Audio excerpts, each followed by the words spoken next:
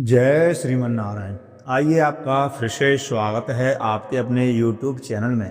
आज की इस वीडियो के माध्यम से हम आपको सुनाएंगे माघ मास महात्म्य के 19वें अध्याय की कथा। जो भी भक्त सच्ची श्रद्धा और निष्ठा और नियम पूर्वक इस कथा को श्रवण करते हैं तो उन्हें भगवान विष्णु के दुर्लभ लोक की प्राप्ति होती। माघ के महीने में गंगा स्नान का अधिक महत्व बताया गया है। जो भी भक्त ब्रह्म मुहूर्त में गंगा स्नान, यमुना स्नान इत्यादि करते हैं तो उन्हें भगवान विष्णु की विशेष कृपा प्राप्त होती है और घर में हमेशा सुख समृद्धि बनी रहती है।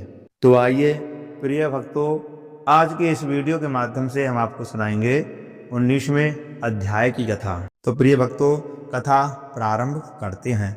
तो बोली लक्ष्मी नारायण भगवान की जय, उमापति महादेव की जय, सर्वदेवी देवतान की जय। वह पांचों कन्या इस प्रकार विलाप करती हुई बहुत देर प्रतीक्षा करके अपने घर लौटी। जब घर में आई तो माताओं ने कहा कि इतना विलंब तुमने क्यों कर दिया। तब कन्याओं ने कहा कि हम किन्नरियों के साथ क्रीड़ा करती हुई सरोवर पर थी और कहने लगी कि आज हम थक गई हैं और जाकर लेट गई। वशिष्ठ जी कहते हैं, इस प्रकार आश्रय को छुपा करके वह विरह की मारी पड़ गई। उन्होंने घर में आकर के किसी प्रकार की क्रीड़ा नहीं की। वह रात्रि उनको एक युग के समान बीती। सूर्य नारायण के उदय होते ही वह अपने आप को जीवित मानती हुई कन्याओं की आज्ञा लेकर गौरी पूजन करने वह कन्याएं वहां पर जाने लगी। उसी समय ब्राह्मण भी स्नान करने के लिए सरोवर पर आ गया। उसके आने पर कन्याओं ने वाह वाह किया कि जैसे कमलनी प्रातःकाल सूर्योदय को देखकर कहती है। उसको देखकर उनके नेत्र खुल गए और उस ब्रह्मचारी के पास चली गई।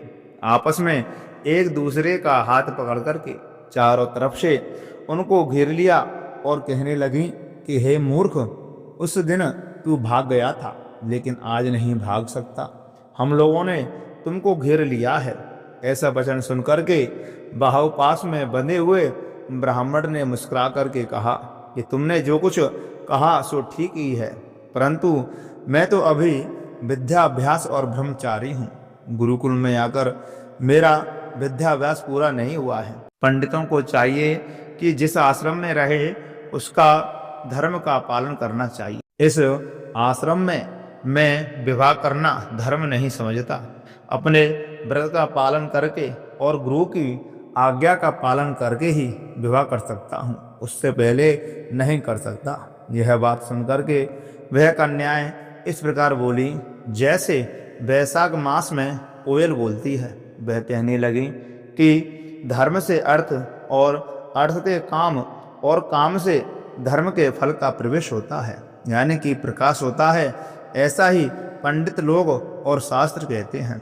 हम काम सहित धर्म के अधिकता से आपके पास आई हैं, सो आप पृथ्वी के सब भोगों को भोगिए। उस ब्राह्मण ने कहा कि तुम्हारा वचन सत्य है, किंतु मैं अपने व्रत को समाप्त करके ही विवाह कर सकता हूँ, पहले नहीं कर सकता। तब वे कन्याएं कहने लगी कि तुम मूर्ख हो। अनोखी औषधि, ब्रह्म बुद्धि, रसायन बुद्धि, अच्छे कुल की सुंदर नारियां तथा मंत्र जिस समय प्राप्त हो तभी ग्रहण कर लेना चाहिए। कार्य को टालना अच्छा नहीं होता।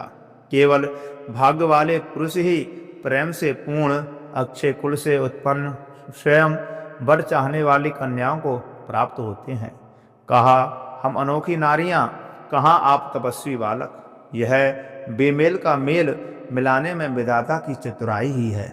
इस कारण आप हम लोगों के साथ गंधर्व विवाह कर लें। इसके ऐसे वचन सुनकर के उस धर्मात्मा ब्राह्मण ने कहा कि व्रती रहकर इस समय विवाह नहीं करूँगा, मैं स्वयंवर की इच्छा नहीं करता। इस प्रकार उसके वचन सुनकर के उन्होंने एक दूसरे का हाथ छोड़ करके उनको पकड़ लिया। सुशील और सुसरा ने उनकी भुजाओं को पकड़ लिया। सुतारा ने आलिंगन किया और चंद्रिका ने उनका मुख चूम लिया, परंतु फिर उसने क्रोध होकर के उनको श्राप दिया कि तुम डायन की तरह मुझसे चुपटी हो, इस कारण पिशाचिनी हो जाओ। ऐसे श्राप देने पर वह उसको छोड़ करके अलग खड़ी हो गई। उन्होंने कहा कि हम निरपराधियों को वृथा क्यों श्राप दिया? तुम्हारी इस धर्म ज्ञाता पर धिक्कार है। प्रेम करने वालों से बुराई करने वालों का सुख दोनों लोगों में नष्ट हो जाता है, इसलिए तुम भी हम लोगों के साथ पिशाच हो जाओ। तब वे आपस में क्रोध से उस सरोवर पर पिशाचनी हो गए और सब पिशाच पिशाचनी कठिन शब्दों से चिल्लाते हुए अपने कर्मों को भोगने लगे।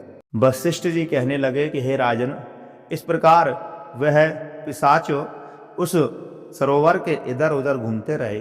बहुत समय पश्चात मुनियों में श्रेष्ठ लोमस ऋषि पौष मास के शुक्ल पक्ष की चतुर्दशी को उस सच्चोदक सरोवर पर स्नान करने के लिए आए। जब क्षुधा से दुखी इन पिशाचों ने उनको देखा तो उनकी हत्या करने के लिए गोल बांध करके उनको चारों तरफ से घेर लिया। वेद निधि ब्राह्मण भी वहां पर आ गए और उन्होंने लोमस ऋषि को साष्टांग प्रणाम किया। वे पिशाच ऋषि के तेज के सामने ठहर न सके और दूर जाकर के खड़े हो गए। वेद निधि हाथ जोड़ करके लोमस ऋषि से कहने लगे कि भाग से ही ऋषियों के दर्शन होते हैं। फिर उन्होंने गंधर्व कन्या और अपने पुत्र का परिचय देकर के सब वृत्तांत सुनाया और कहा कि हे मुनिवर, यह सब ही श्राप मोहित होकर आपके सम्मुख खड़े हैं। आज इन बालकों का विस्तारण होगा, जैसे सूर्य उदय से अंधेरे का नाश हो जाता है।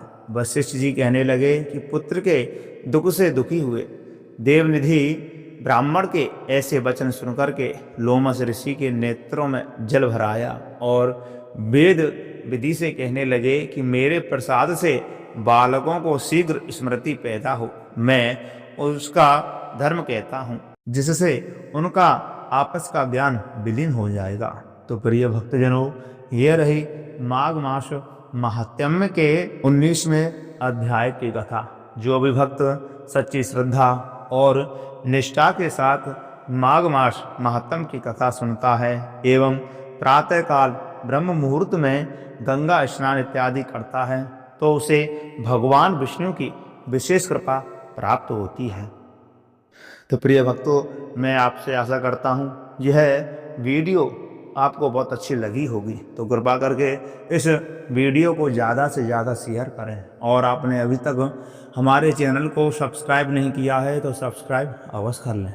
बगल में लगी बेल आइकन घंटी भी दबा दें, जिससे कि हमारे द्वारा जो भी जानकारी दी जाए वो आपको प्राप्त हो सके। कमेंट बॉक्स में लक्ष्मी नारायण भगवान की जय अवश्य लिखें। जय श्री राधे, जय श्री कृष्ण।